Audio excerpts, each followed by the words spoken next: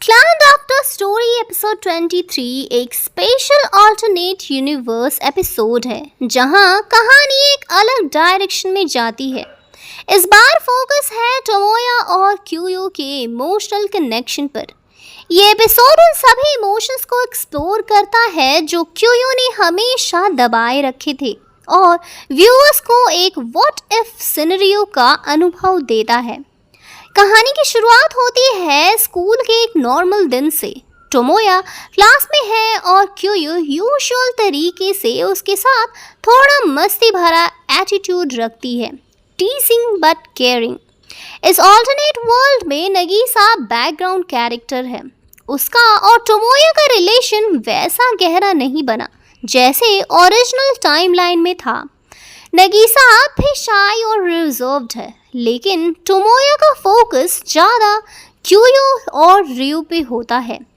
Lunch break के दौरान Tomoya क्यूयो और रियो के साथ रहता है। रियो जो टोमोया के लिए फीलिंग्स रखती है, नर्वस होती है। क्यूयो हमेशा उसकी सपोर्ट करती है, उसे इनकरेज करती है कि वो टोमोया को अपने दिल की बात बताए, लेकिन अंदर ही अंदर क्यूयो के इमोशंस कॉन्फ्लिक्ट है। वो खुद भी टोमोया के लिए फीलिंग्स रखती है, लेकिन अपनी छोटी बहन की खुशी के लिए चुप है। फिर एक सीन आता है जहां रियो टोमोया से बात करती है। एक क्वाइट मोमेंट, वो सजेस्ट करती है कि वो दोनों कहीं बाहर जाएं। टोमोया सरप्राइज होता है, लेकिन हाँ कह देता है। क्यों ये सब देख रही होती है उसे, ऑल्दो वो स्माइल करती है। उसकी आंखों में एक उदासी होती है। नेक्स्ट डे रियो और टोमोया आउटगोइंग पर जाते हैं। सीन में ऑकवर्ड साइलेंस है। टोमोया पोलाइट है लेकिन इमोशनली इन्वॉल्व नहीं।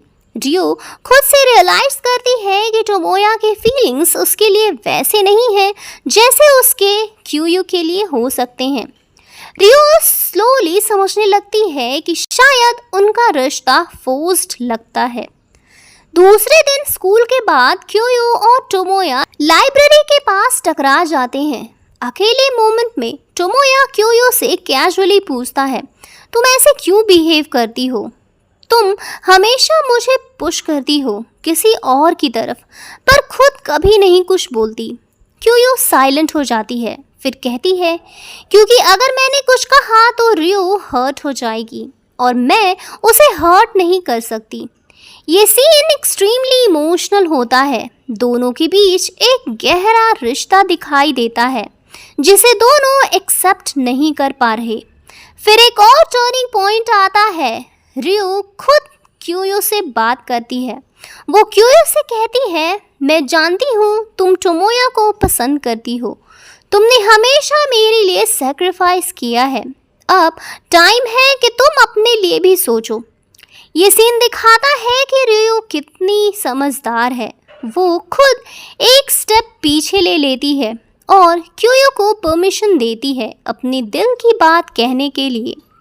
इसके बाद स्कूल रूफटॉप का सीन होता है। क्यूयो और टोमोया दोनों अकेले होते हैं। क्यूयो फाइनली इमोशनल ब्रेकडाउन करती है। मैं हमेशा तुमसे प्यार करती थी टोमोया, पर मैंने कभी हिम्मत नहीं की। टोमोया भी पहली बार ओपनली एक्सप्रेस करता है, मैं भी कंफ्यूज था, लेकिन जब मैं तुम्हारे साथ हूँ तो सब कुछ रियल लगता है। उस मोमेंट में क्यूयो रोती है और टोमोया उसे गले लगा लेता है। यह उन दोनों के इमोशनल जर्नी का कल्मिनेशन है। हर एक जेस्चर, एक्सप्रेशन और साइलेंस में फीलिंग्स होती है। फाइनल सीक्वेंस में सीन्स दिखाए जाते हैं। टोमोया और क्यूयो स्कूल के बाद एक कैफे में बैठे हैं, कामली बात कर रहे हैं और अपने फ्यूचर के बारे में डिस्कस कर रहे हैं। रियो उन्हें दूर से देखती है और मुस्कुराती है। उसकी आंखों में थोड़ा दर्द है लेकिन सेटिस्फैक्शन भी। नगीसा एक और ग्रुप के साथ स्कूल एक्टिविटीज़ में बिजी है। वो खुश दिखाई देती है लेकिन बैकग्राउंड में रहती है। कोटोमी, क्यूयो, टोमोया और रियो सब एक नॉर्मल स्टूडेंट लाइफ एंजॉय कर रहे हैं बिना ट्रैजिक ट्विस्ट के। एपिसोड के एंड में क्यूयो टोमोया से कहती है, मुझे लगता था मैं हमेशा चुप रहूंगी, पर तुमने मुझे आवाज़ दी। टोमोया कहता है, और तुमने मुझे वो दिल दिया जो मैंने कभी खो दिया था। तो ये एपिसोड ऑल्टरनेट टाइमलाइन दिखाता है, जहाँ कोई ट्रेजेडी नहीं, लेकिन इमोशनल कॉन्फ्लिक्ट फिर भी गहरा होता है। क्यूयो का स्ट्रगल, रियू का सैक्रिफाइस और टोमोया का सेल्फ रियलाइजेशन सब परफेक्टली लेयर्ड है। ये बताता है हर स्टोरी में सैक्रिफाइस होता है, लेकिन कभी कभी सच बोलने की हिम्मत ही सबसे बड़ा प्यार होता है। तो दोस्तों, कैसी लगी आपको ये कहानी? अगर स्टोरी पसंद आई हो तो चैनल को सब्सक्राइब करें, वीडियो को लाइक करें। मिलते हैं एक और कहानी में। Till then, bye bye.